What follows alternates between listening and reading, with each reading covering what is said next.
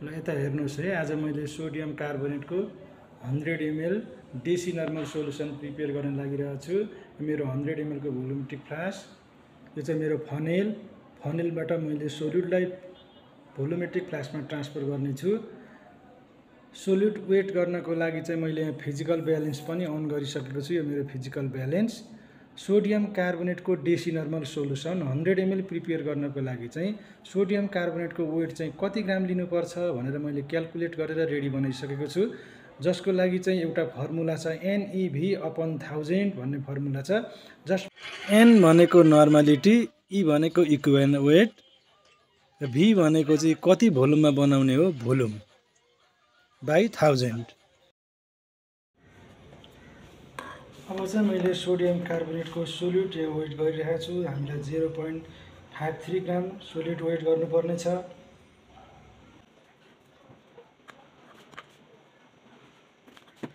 Sodium कार्बोनेटको 0.53 ग्राम सोल्युट चाहिँ मेरो यहाँ वेट गरिसकेको छु मैले।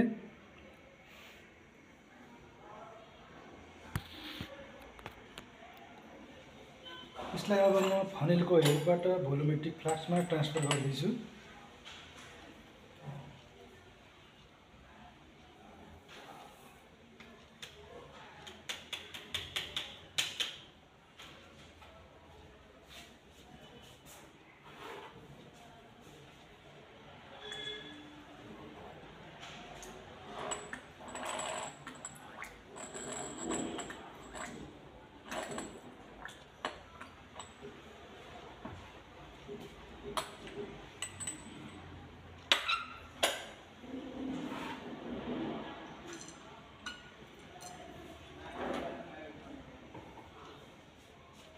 अब यो सोलिड सबै डिजल्भ हुने गरी मैले यसलाई सेक गर्नुपर्छ।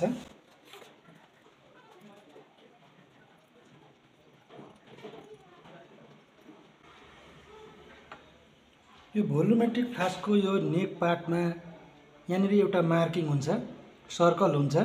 यो मार्किङमा हामीले सोलुसनको लोअर मेनिस्कसलाई कन्साइड गर्दाखेरि यो एक्ज्याक्ट 100 ml हुन्छ। त्यसको लागि मैले वास बोतलको हेल्पबाट सोलुसन चाहिँ मैले वाटर फिलअप गर्दै जान्छु।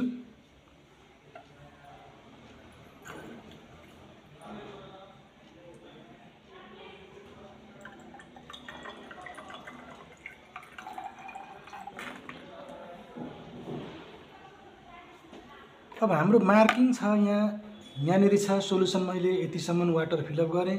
अब मैले यो सोलुसनको भोल्युमलाई लोअर मेनिस्कसलाई यो मार्किङसँग कन्साइड गर्नुपर्ने छ।